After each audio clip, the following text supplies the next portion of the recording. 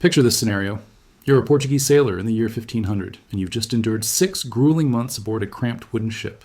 For half a year, your world has consisted of nothing but the same dirty, bearded faces of your fellow sailors. You've eaten nothing but moldy bread and salted meat. You've slept in a hammock barely wide enough for your body, surrounded by the stench of unwashed men and the constant creaking of wooden planks. Your ship was supposed to reach India, but instead you've landed on the mysterious coast of what will become Brazil. You step onto the beach, your legs unsteady after months of rolling waves, your mind desperate for anything different from the monotonous masculine environment you've endured. And then you see them, women unlike any you've ever imagined.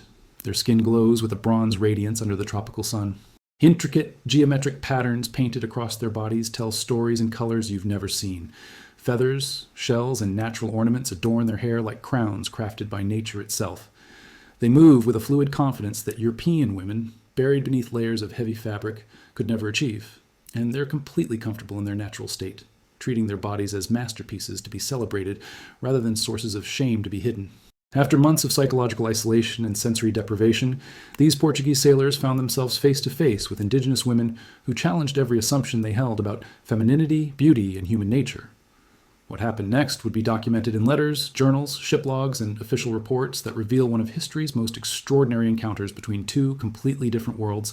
Before we dive into these incredible first-hand accounts that show the raw human psychology behind historical events, if you're fascinated by these untold stories that reveal what really happened when cultures collided, make sure to hit that subscribe button and give this video a like. These are the stories they don't teach in history class, showing the real human drama behind world-changing moments. Your support helps us bring you more of these amazing accounts. Now let's explore what these sailors actually experienced and how they documented their reactions. To understand the magnitude of what these Portuguese sailors experienced, we need to grasp the psychological state they were in after months at sea.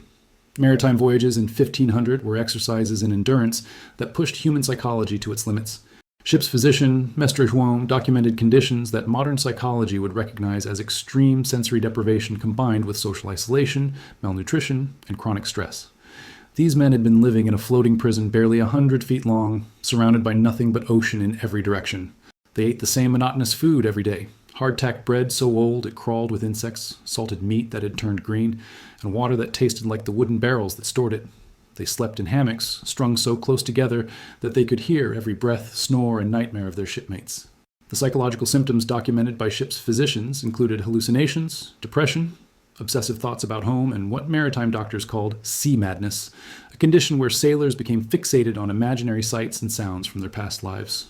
Some men spent hours staring at the horizon, convinced they could see European coastlines that were thousands of miles away. Others held conversations with family members who existed only in their increasingly fragmented memories.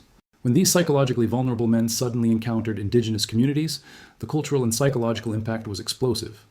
Pero Vaz de Caminha, the expedition's official scribe and secretary, wrote to King Manuel I, describing his crew's reactions in terms that reveal men whose grip on reality had been loosened by months of maritime isolation and deprivation. His official letter captures sailors who couldn't trust their own eyes, convinced they were experiencing religious visions or supernatural encounters. The physical contrast between the Portuguese sailors and the indigenous women was stark and shocking. Portuguese men of 1500 rarely bathed during sea voyages, considering frequent washing dangerous to their health. They wore the same clothes for months, slept in the same garments they worked in, and lived in cramped, unsanitary conditions where disease spread rapidly. They arrived on Brazilian beaches filthy, malnourished, pale from months without sunlight, and bearing the physical toll of one of history's most challenging forms of travel. The indigenous women they encountered represented everything their lives had lacked for months. These women were clean, healthy, vibrant with life, decorated with artistic body paintings that told stories of their ancestors and spiritual beliefs. They moved with the natural confidence and grace of people who lived in harmony with their environment, who had never been taught to be ashamed of their bodies or to hide their natural beauty beneath layers of restrictive clothing. Father Henrique, the expedition's chaplain and religious authority, documented the immediate psychological reactions of the crew in reports that were sent back to Catholic authorities in Portugal. Some sailors stood frozen on the beach, unable to speak or move for hours at a time. Others began laughing uncontrollably, not from joy or amusement, but from psychological overwhelm, as their minds struggled to process experiences that challenged every assumption they held about human society and behavior. Several men fell to their knees on the sand, but not in prayer as might be expected from devout Catholics. They were experiencing what modern psychologists would recognize as acute anxiety attacks triggered by sensory overload after months of sensory deprivation.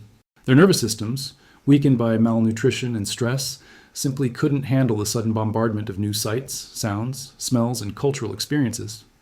The most detailed personal account comes from Commander Juan de Oliveira, whose private journal reveals a military leader struggling to maintain discipline and order while witnessing his crew's complete psychological breakdown.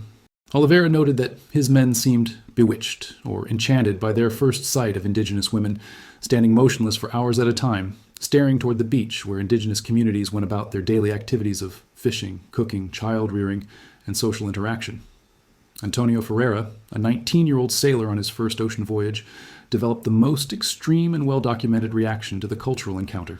After months of dreaming about European women he'd left behind, mothers, sisters, sweethearts, who existed now only in his increasingly idealized memories, Ferreira became convinced that the indigenous women he encountered possessed supernatural or divine powers. In his personal journal, which survived and provides historians with unprecedented insight into the psychological state of these sailors, Ferreira wrote that indigenous women seemed to float rather than walk across the sand, and that their painted bodies shimmered like spirits or angels. His psychological state had been so altered by months of maritime isolation, malnutrition, and sensory deprivation that he couldn't process the reality of encountering a different culture.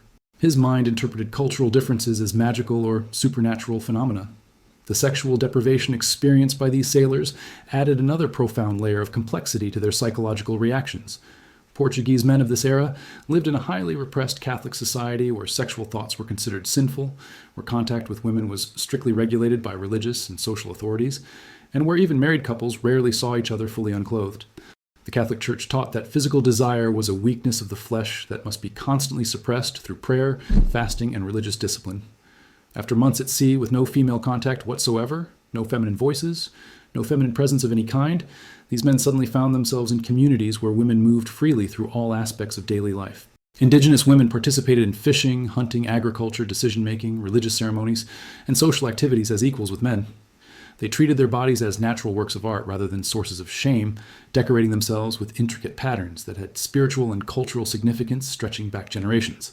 Colonial surgeon Mestre Afonso documented what he termed tropical bewilderment, a medical condition specific to Portuguese sailors encountering indigenous societies after prolonged maritime isolation. Symptoms included complete inability to sleep, obsessive and repetitive thoughts about cultural differences, compulsive letter writing to families in Portugal, and what Afonso described as moral vertigo, the psychological disorientation that came from having all their fundamental cultural assumptions challenged simultaneously. The religious crisis experienced by these sailors was immediate, severe, and long-lasting. Portuguese Catholicism of 1500 taught that the human body was inherently sinful, that nakedness was shameful, that sexual thoughts were evil, and that women were sources of temptation that led men away from God. The Church maintained strict doctrines about modesty, appropriate behavior between men and women, and the spiritual dangers of physical attraction.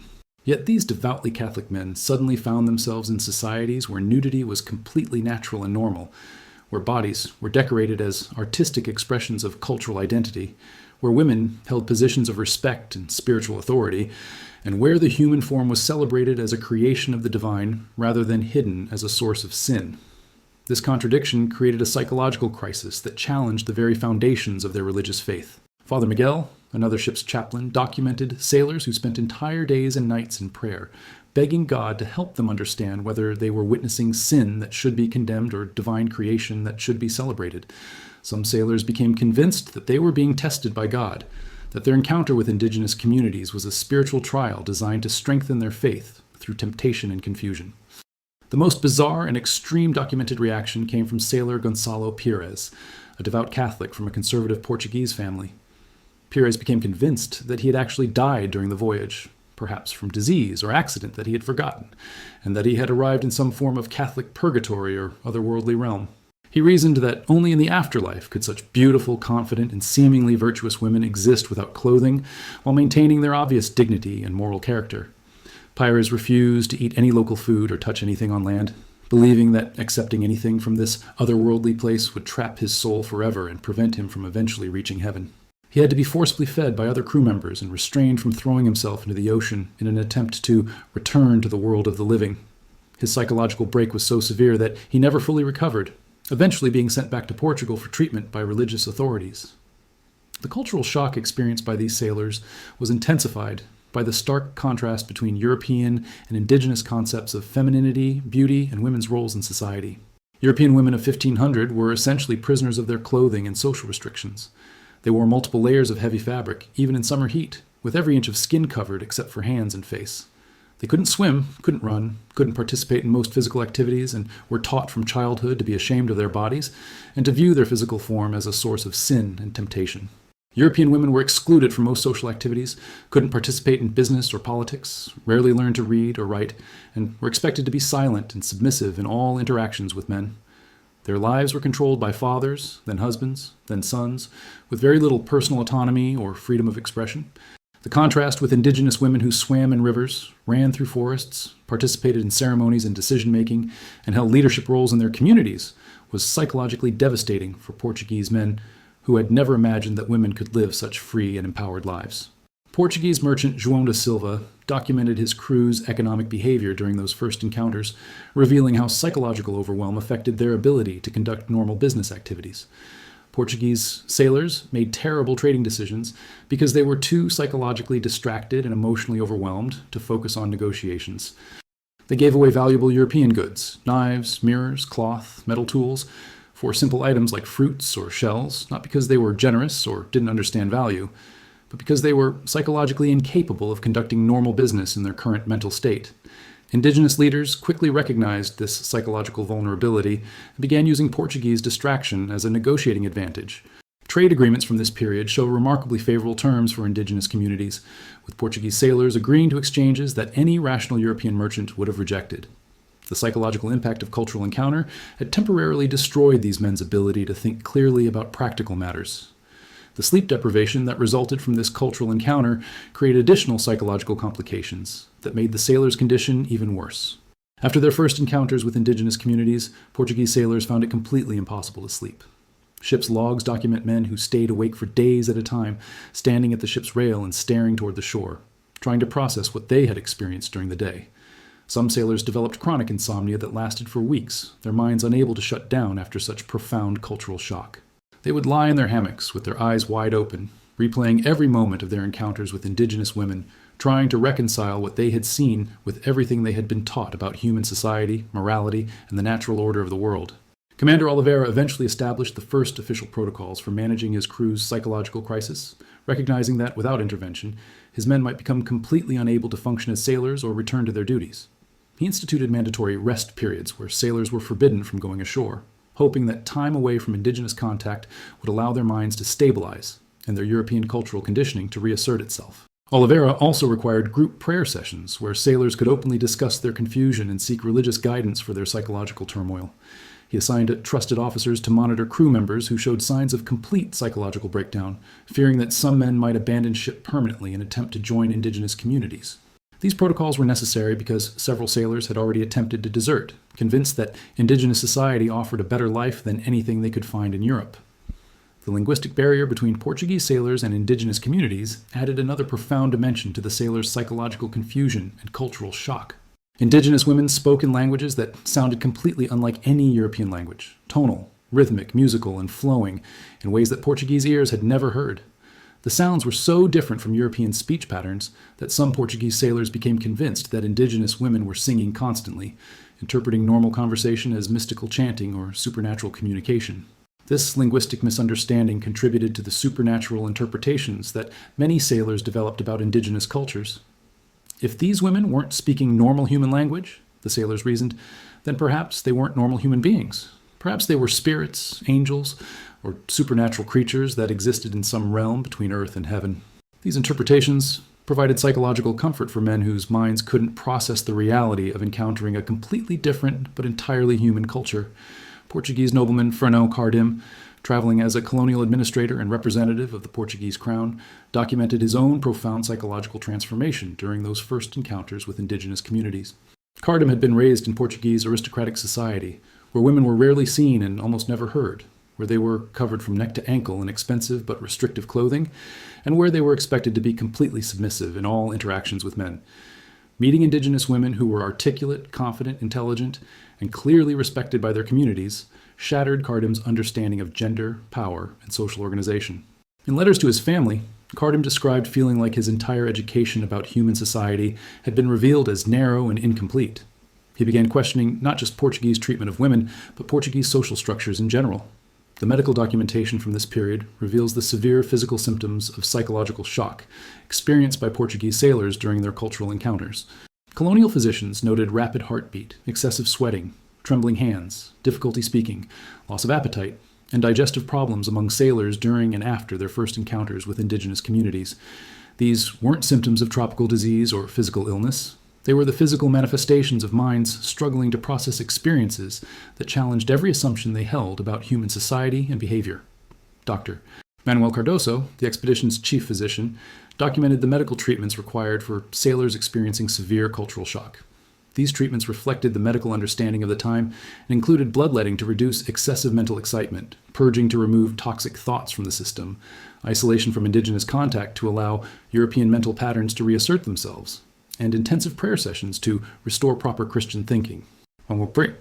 Some sailors developed what modern psychology would recognize as dissociative episodes, psychological states where individuals feel disconnected from their own experiences and observe their lives as if watching someone else.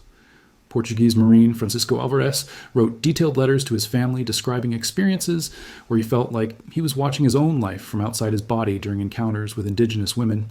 Alvarez described feeling like a ghost watching another man's life during cultural interactions that were too psychologically overwhelming for his mind to fully process and integrate.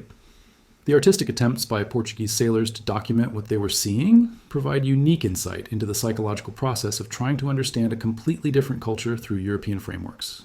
Early sketches and paintings from this period show European men trying to render indigenous women using European artistic conventions, European concepts of beauty, and European ideas about proper proportions and facial features. These artistic attempts consistently failed to capture the reality of indigenous culture and appearance. The images look like European women who have been painted with dark skin, rather than accurate representations of indigenous people. These artistic failures demonstrate how profoundly the sailors' European cultural conditioning limited their ability to accurately perceive and represent other societies. Their minds literally couldn't see what was in front of them because they had no cultural framework for processing such different concepts of beauty and human presentation. Religious authorities aboard the ships struggled to provide guidance for psychological and theological situations that had no precedent in Catholic doctrine or European experience. Could sailors be held morally responsible for impure thoughts when those thoughts were triggered by encountering societies with completely different moral frameworks? Were indigenous women temptresses sent by Satan to test Christian faith? Or were they examples of God's creation in its pure, natural state before the corruption of sin? Were Portuguese sailors committing sins by simply observing indigenous communities going about their daily lives? Should they close their eyes and refuse to look at indigenous people? Or should they study these cultures to better understand God's creation?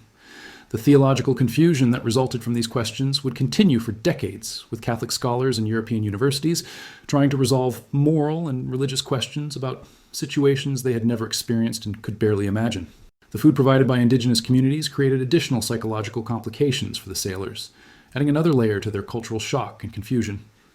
After months of eating rotten meat, moldy bread, and drinking stagnant water, Portuguese sailors suddenly encountered fresh fruits they had never seen, perfectly grilled fish, vegetables prepared with unknown spices, and clean, fresh water from natural springs. The contrast was so dramatic that some sailors became convinced that this abundant, delicious food was additional evidence that they had entered some form of supernatural realm. How could primitive people without European technology produce food that was so much better than what civilized Europeans ate? This question challenged their assumptions about European superiority and technological advancement, adding intellectual confusion to their already overwhelming psychological and emotional turmoil. Portuguese sailor Diogo Fernandes documented the most extreme case of cultural overwhelm and psychological breakdown in his personal journal, which provides historians with unprecedented insight into the mental state of these men. Fernandes became convinced that indigenous women could control the weather and natural forces because they seemed so comfortable living outdoors in a tropical climate that would have been deadly for European women in their heavy clothing. He spent days obsessively observing indigenous women swimming in rivers, working in gardens, socializing in the sun, and participating in outdoor activities that would have been impossible for European women. Fernandes interpreted this environmental mastery as evidence of magical or supernatural powers, writing in his journal that indigenous women must be spirits of the forest, or daughters of nature gods, who had powers over the natural world that normal humans couldn't possess. The social dynamics of indigenous communities proved especially shocking and psychologically challenging for Portuguese sailors accustomed to rigid European social hierarchies. Indigenous women participated in community decision-making processes, held conversations with men as intellectual and social equals, expressed their opinions freely in group discussions, and moved through their communities with authority and respect that European women never experienced. Portuguese men who had never seen women treated as intellectual equals, who had been raised to believe that women were naturally inferior to men in reasoning ability and moral judgment, found these social arrangements almost incomprehensible. Some sailors became convinced that they were witnessing some form of reversed or upside-down society where normal social rules had been inverted for supernatural reasons. Colonial administrator Garcia de Toledo documented the long-term psychological effects on sailors who spent extended periods in contact with indigenous communities. Some men developed what Toledo called cultural melancholia, a condition where they became increasingly depressed about the prospect of returning to European society after experiencing indigenous communities, where social relationships seemed more natural, fulfilling, and harmonious than anything they had known in Portugal. These sailors began expressing the desire to abandon European society permanently and integrate into indigenous communities. They found indigenous social structures more appealing than European hierarchies, indigenous gender relationships more satisfying than European restrictions, and indigenous spiritual practices more meaningful than Catholic rituals they had learned in childhood. The hygienic practices of indigenous communities created another source of profound psychological confusion for Portuguese sailors. Indigenous people bathed daily in rivers and natural pools, maintained clean living spaces, used natural medicines and herbs to maintain their health, and practiced preventive health care techniques that kept their communities remarkably free from the diseases that plagued European settlements. Portuguese sailors, who considered frequent bathing dangerous to their health, who lived in filthy conditions where disease spread rapidly, and who had no understanding of basic hygiene principles, couldn't comprehend how indigenous people maintained such obvious health, cleanliness, and physical vitality. This contradiction forced them to question European medical knowledge and health practices, adding intellectual confusion to their emotional and psychological turmoil. Some sailors developed obsessive behaviors as psychological coping mechanisms for their overwhelming cultural confusion. Portuguese Marine João Rodrigues began keeping extraordinarily detailed logs of every interaction with indigenous people, documenting conversations, gestures, cultural practices, daily routines, and social interactions with scientific precision and obsessive attention to detail. Rodriguez's journals, which survived and provide historians with incredible insight into these cultural encounters, reveal a man desperately trying to understand experiences that challenged his fundamental worldview by organizing and categorizing every detail of indigenous life. His obsessive documentation was a psychological defense mechanism, an attempt to impose European intellectual frameworks on cultural experiences that couldn't be understood through European categories. The impact on Portuguese sailors' religious faith was profound, lasting, and in many cases permanent. Many men who had been devout Catholics throughout their lives found their faith fundamentally shaken by encountering indigenous societies that seemed more virtuous, harmonious, and spiritually connected than European Christian communities. These sailors began questioning whether European Christianity was actually superior to indigenous spiritual practices that seemed to produce healthier, happier, and more peaceful societies. Some sailors started secretly incorporating indigenous spiritual practices into their private religious observances, creating hybrid spiritual systems that combined Catholic prayers with indigenous ceremonies and rituals. They found indigenous connections to nature and natural forces more spiritually satisfying than Catholic emphasis on sin, guilt, and separation from the physical world. The economic implications of this psychological and cultural overwhelm extended far beyond individual trading interactions and affected the entire economic structure of early colonial relationships.